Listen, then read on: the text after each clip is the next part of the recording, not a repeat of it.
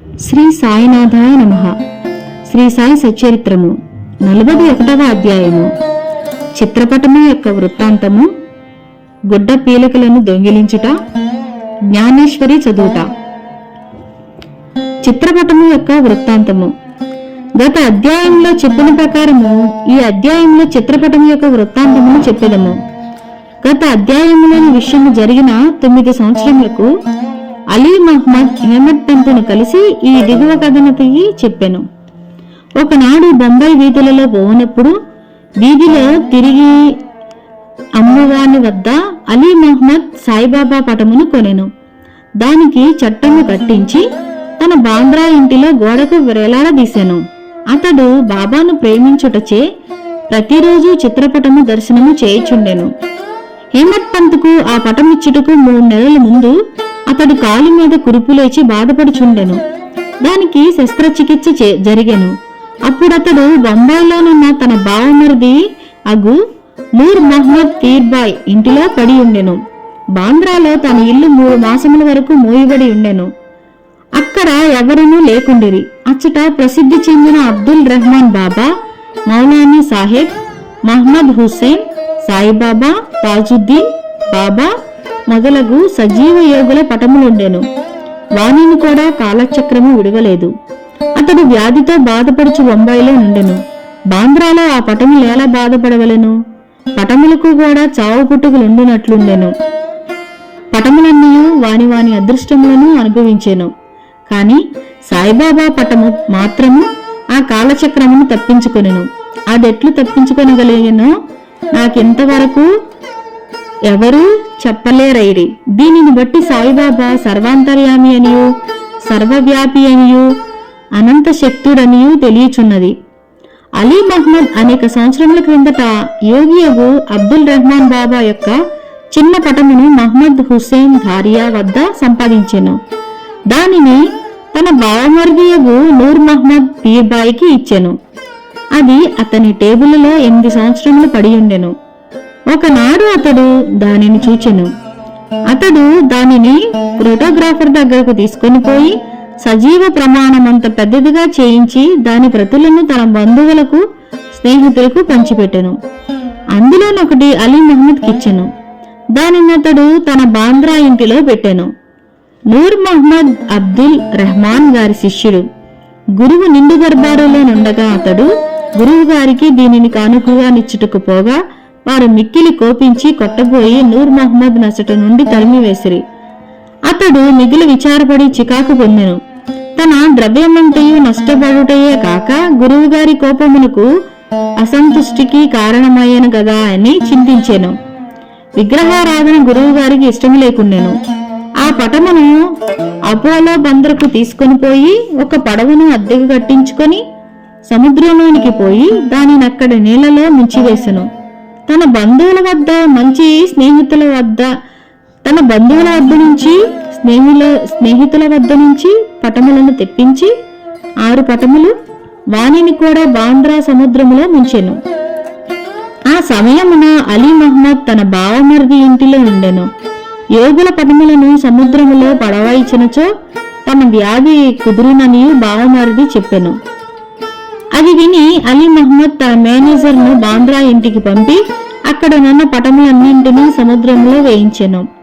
2 నెలల పిమ్మట అలీ మహ్మద్ తన ఇంటికి రాగా బాబా పటము ఎప్పటివలే గోడ మీద నుండుట గమనించి ఆశ్చర్యపడెను.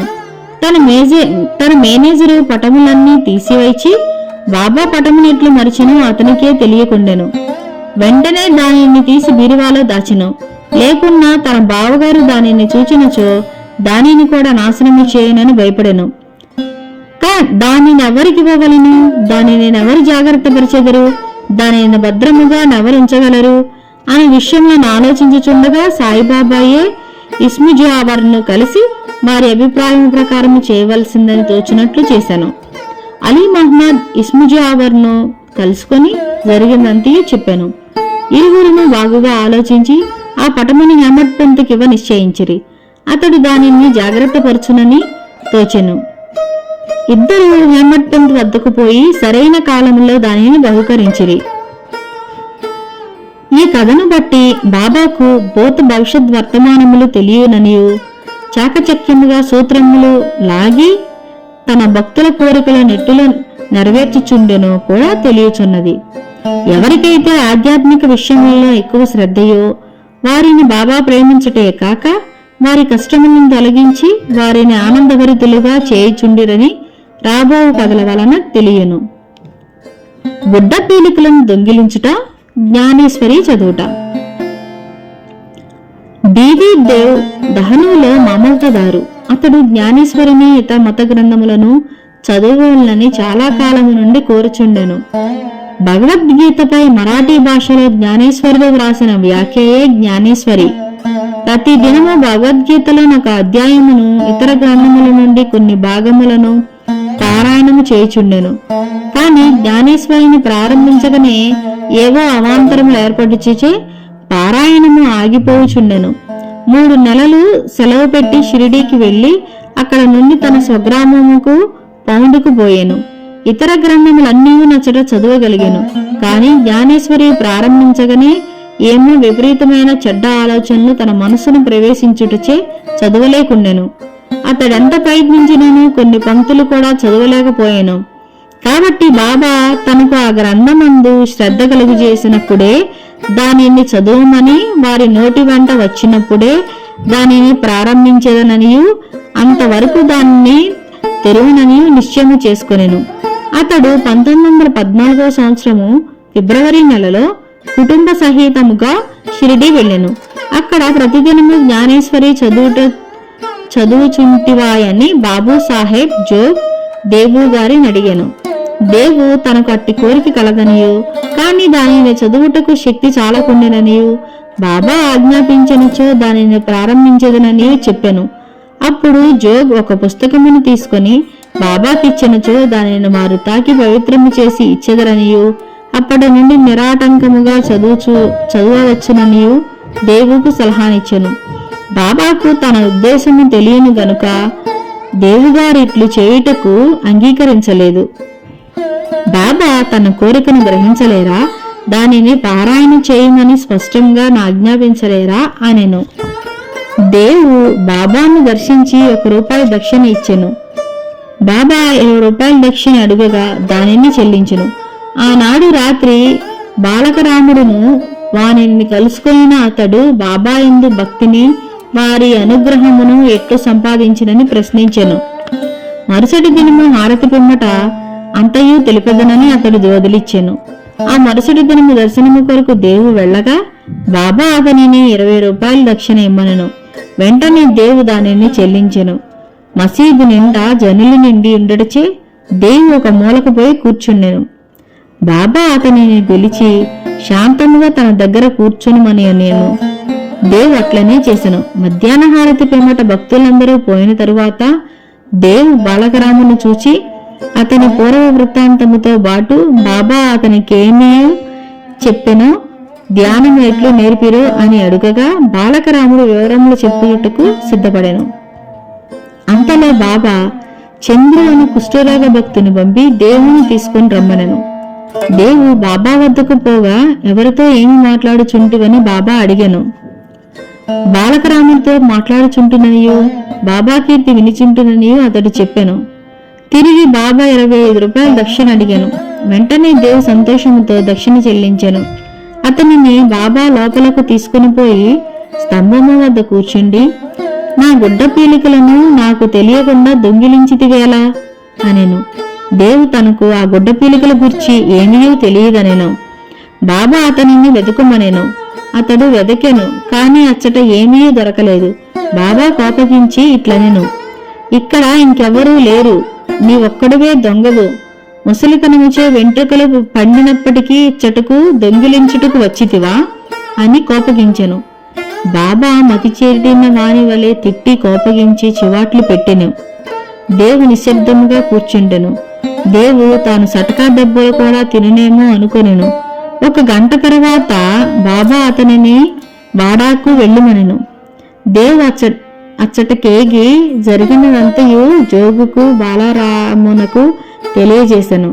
సాయంకాలం ముందరిని రమ్మని బాబా కబురు పంపాను.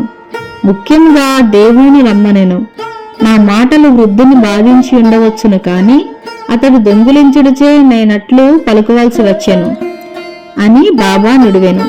తిరిగి బాబా 12 రూపాయలు దక్షిణ అడిగాను. దేవు దానిని వసూలు చేసి చెల్లించి సాష్టాంగ నమస్కారము చేశాను. బాబా ఇట్లనెను, ప్రతిరోజు జ్ఞానేశ్వరిని చదువుము, పోయి వాడాలో కూర్చుండము, ప్రతినిత్యము కొంచెమైనను క్రమము తప్పకుండా చదువుము. చదువునప్పుడు దగ్గరనున్న వారికి శ్రద్ధాభక్తులతో బోధపరిచి చెప్పుము. నేను నీకు జల్తారు సెల్లా నిచ్చుటకు ఇచ్చట కూర్చొని ఉన్నాను. ఇతరుల వద్దకు పోయి దొంగిలించదు వేళ నీకు దొంగతనమునకు అలవాటు పడగలనని ఉన్నదా? బాబా మాటలు విని దేవు సంతసించెను. బాబా తనను జ్ఞానేశ్వరిని ప్రారంభించమని ఆజ్ఞాపించేదననియు, తనకు కావలసిందేదో అది దొరికిననియు, అప్పటి నుండి తాను సులభముగా చదవగలననియు అనుకొనెను. తిరిగి బాబా పాదములకు సాష్టాంగ నమస్కారం అనర్చెను. తాను శరణ వేడెను కనుక తనను బిడ్డగా నుంచి జ్ఞానేశ్వరి చదువుట్లో తోడ్పవలసిందని బాబాను వేడుకొనెను. పీలికలు దొంగిలించుట అనగానేమో దేవు అప్పుడు గ్రహించెను. బాలకరాముని ప్రశ్నించుటయే గుడ్డ పీలికలను దొంగిలించుట. బాబా కట్టి వైఖరి ఇష్టం లేదు. ఏ ప్రశ్నకైనా సమాధానం ఇచ్చుటకు తామే సిద్ధంగా నుండిరి. ఇతరులను అలుగుటగా బాబాకు ఇష్టం లేదు. అందుచే అతన్ని బాధించి చికాకు పెట్టెను. అదియును కాక ఇతరులను అడగకుండా బాబానే సర్వము అడిగి తెలుసుకునవలననియు, ఇతరులను ప్రశ్నించుట నిష్ప్రయోజనమనియు చెప్పాను. దేవ ఆ తిట్లను ఆశీర్వాదములుగా భావించి సంతుష్టితో ఇంటికి పోయెను. ఆ సంగతి అంతటితో సమాప్తి కాలేదు. బాబా చదువుమని ఆజ్ఞాపించి ఊరుకొనలేదు. 1 సంవత్సరము లోపుగా బాబా దేవు వద్దకు వెళ్లి వాని అభివృద్ధి కనుగొనెను. 1914వ సంవత్సరం ఏప్రిల్ నెల 2వ తేదీ గురువారము ఉదయము బాబా స్వప్నంలో సాక్షాత్కరించి పై అంతస్తులో కూర్చుండి జ్ఞానేశ్వరి బోధపడుచున్నదా లేదా అని అడిగాను. లేదు అని దేవు జవాబిచ్చాను. బాబా, ఇంకా ఎప్పుడు తెలుసుకునేదవు? దేవు కండ్ల తడి పెట్టుకుని, నీ కృపను వర్షింపనిదే పారాయణము చికాకుగానున్నది, బోధపడుట చాలా కష్టముగానున్నది. నేను దీనిని నిశ్చయముగా చెప్పుచున్నాను అనెను. బాబా, చదువునప్పుడు నీవు తొందరపడుచున్నావు. నా ముందర చదువుము, నా సమక్షమును చదువుము. దేవ్ ఏం చదవగలను? బాబా, ఆధ్యాత్మ చదువుము. పుస్తకమును తీసుకుని వచ్చుటకు దేవు వెళ్ళెను. అంతలో మెలకువ వచ్చి కళ్ళు తెరిచెను. ఈ దృశ్యమును చూచిన పిమ్మట దేవికి ఎంతో ఆనందము సంతోషము కలిగెను. చదువరులే గ్రహింతురుగాక. 41వ అధ్యాయము సంపూర్ణము. సద్గురు శ్రీ సాయినాథార్పణమస్తు. శుభాన్ భవతు.